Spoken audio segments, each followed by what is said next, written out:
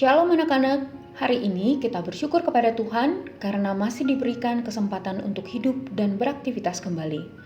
Mari sebelum kita memulai pelajaran, kita merenungkan satu bagian firman Tuhan yang diambil dari kitab Lukas pasal 14 ayat 28-33 yang berbunyi demikian.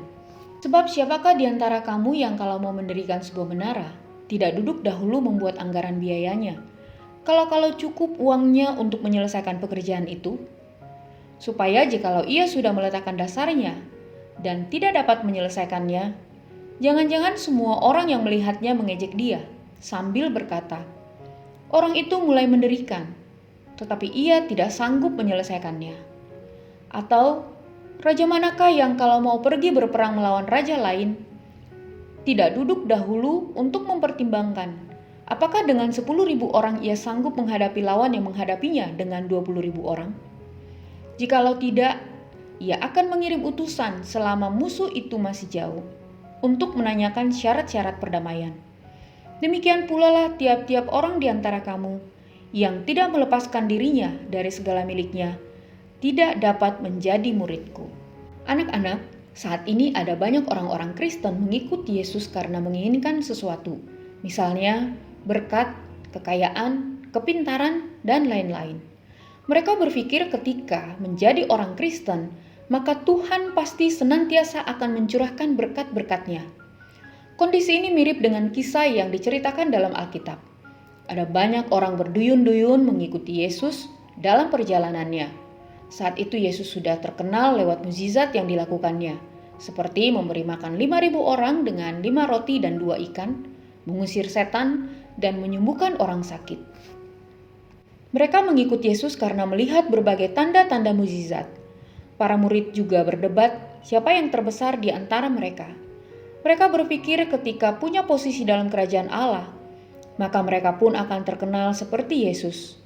Oleh karena itu, Yesus memberikan perumpamaan ini untuk menegaskan harga menjadi pengikut Kristus. Ada 2 hal yang dapat kita pelajari dari perumpamaan ini. Pertama, berpikir sebelum bertindak. Firman Tuhan ini mengumpamakan mengikut Tuhan Yesus seperti mendirikan sebuah menara. Selain pembangunan itu tidak mudah dan membutuhkan biaya, juga banyak orang lain akan melihat proses pembangunan itu. Perumpamaan ini menjelaskan bahwa mengikut Tuhan Yesus bukanlah hal yang bisa dilakukan secara sembarangan. Mengikut Tuhan Yesus adalah sebuah keputusan yang besar dengan konsekuensi yang tidak mudah. Oleh karena itu, harus dipikirkan secara serius sebelum mengambil tindakan mau mengikut Tuhan Yesus. Ketika kita memutuskan mengikut Tuhan Yesus, maka berarti kita harus siap menjadikan Yesus yang utama dalam hidup kita lebih dari segalanya. Kita tidak boleh lagi bermain-main dengan dosa atau hidup dengan sembarangan di hadapan Tuhan. Kita juga harus mengerjakan hal-hal baik yang Tuhan perintahkan. Ada harga yang harus dibayar dalam mengikut Yesus. Mengikut Tuhan Yesus bukan perjalanan yang selalu menyenangkan, juga bukan jalan untuk mendapatkan segala berkat jasmani, kesehatan, dan popularitas. Mengikut Yesus bukan pula berarti kita akan mengalami hidup tanpa masalah.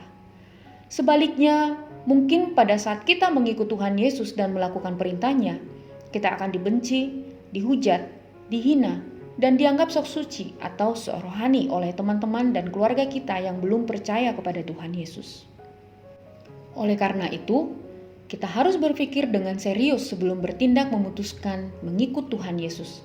Dengan berpikir serius akan menolong kita agar ketika ada permasalahan dan kesulitan karena mengikut Tuhan Yesus, kita tidak cepat-cepat meninggalkan Tuhan. Sebaliknya, dapat tetap setia kepadanya. Keputusan untuk mengikut Tuhan Yesus dengan setia adalah kesempatan terbesar yang harus dilakukan dengan memikirkan secara bijak dan bukan hanya sekedar ikut-ikutan orang lain. Kedua, berdamai dengan Allah adalah lebih baik daripada senantiasa menentangnya.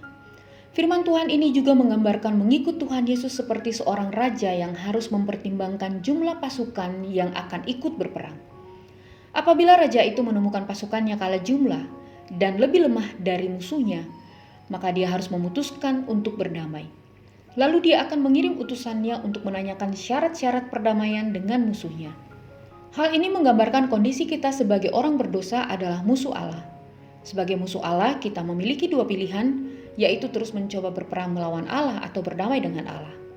Untuk menentukan pilihan tersebut, kita harus memperhitungkan apakah kita dapat menang jika terus melawan Allah yang Maha Kuasa.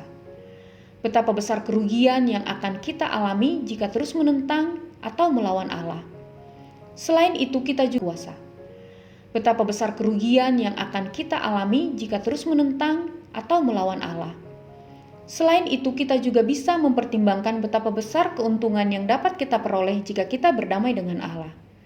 Dengan pertimbangan yang matang, kita akan menemukan bahwa kita begitu lemah dan tidak akan mampu melawan Tuhan.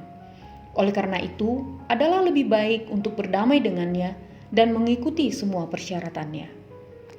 Persyaratan berdamai dengan Allah sangat mudah, yaitu hanya dengan membuka hati dan menerima Tuhan Yesus sebagai Tuhan dan Raja dalam hidup kita.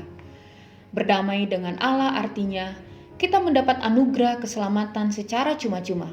Bahkan hidup kita senantiasa di dalam perlindungan dan pemeliharaan Tuhan. Menerima Tuhan Yesus sebagai Tuhan dan Raja kita, serta mau setia mengikut Dia, harus menjadi komitmen seumur hidup kita. Sekali mengikut Yesus, sampai akhir tetap mengikut Yesus. Mengikut Yesus harus berani bayar harga, sehingga orang lain dapat melihat bahwa kita sungguh-sungguh murid Yesus. Kita tidak menjadi cemooh bagi orang-orang yang menyaksikan hidup kita. Mari kita berpikir dengan serius dan mengambil komitmen dengan sungguh-sungguh menjadi pengikut Kristus sampai akhir hayat kita. Amin.